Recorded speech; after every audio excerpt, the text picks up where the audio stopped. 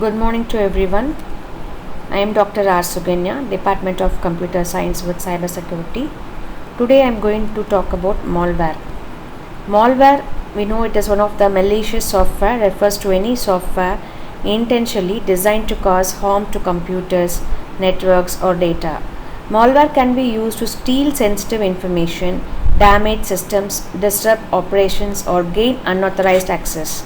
Here is a comprehensive overview of malware types, how to protect against them. So here we can see the diagram.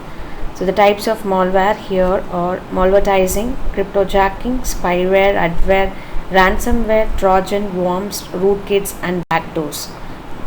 So what are types of malware? The first one is virus. We all know this particular terminology, virus.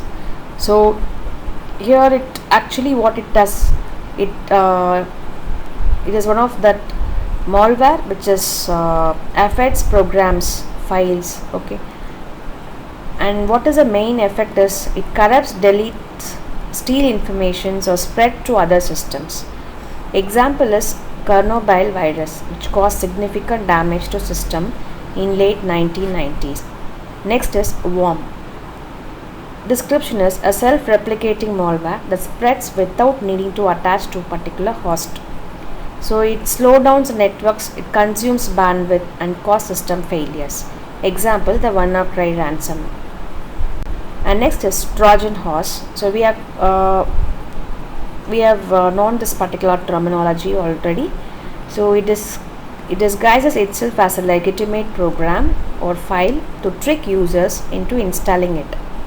So it can create backdoors for attackers. They can steal data or cause any other types of damage. Example, Emotet, which began as a banking Trojan and evolved into a modular malware that facilitates various types of attack. Next is about ransomware, a type of malware that encrypts a victim's files and demands a ransom payment for the decryption key. The main effect is it can lock users out of their data and systems, causing operational disruptions and financial loss. The main example is CryptoLocker and WannaCry. Next is spyware.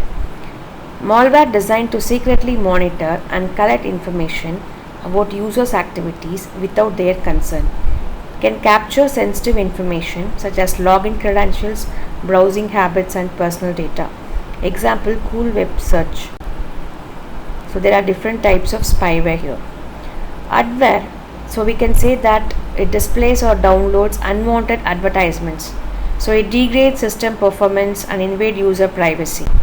Example, Gator. Next is about rootkit. So it is a set of tools or software designed to gain unauthorized access to a computer and hide its presence. Rootkits can operate at the kernel user level. So it can hide other malicious software and provide persistent access to an attacker. Example, Sony BMG rootkit scandal. Next is keylogger, which is a type of spyware that records keystrokes to capture sensitive information such as passwords, credit card numbers and personal messages. The main effort here is to identify theft and unauthorized access to accounts. Example, Zeus Trojan, which includes key logging capabilities to steal banking credentials. And next is backdoor, a type of malware that creates an entry point into a system, allowing attackers to bypass normal authentication and gain unauthorized access. Efforts. It can enable further exploitation, data theft and system control. Example, NetBus, a remote access Trojan that allows attackers to control infected systems. Next is botnet, so which is a network of infected computers controlled remotely by a hacker, often used for coordinated attacks such as distributed of denial of service attack. So what is the main effect? That it spread DDoS attack in 2016. So malware, it actually steals the particular data. Example, Mirai botnet. Next is there are some common symptoms of malware infection. So what when affects particular systems is the performance gets slow, an unexpected pop-up appear, unusual activity like files or programs that appear or disappear unexpectedly, unauthorized access. network traffic, unusual spikes in network activity or data transfers.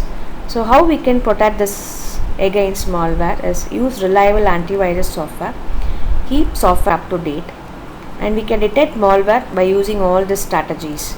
So when it is of having one of the disk space loss and blue screen of death and browser settings being changed, pop-up ads, file names changes, unwanted internet activity change. It is also the system get crashes or freezes.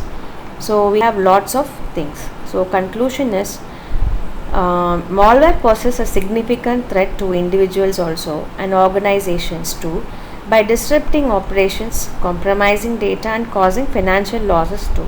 So understanding different types of malware, their effects and implementing the effective security measures are crucial steps in protecting systems and data from malicious attacks. So there are some multiple choice questions, so you can go through it.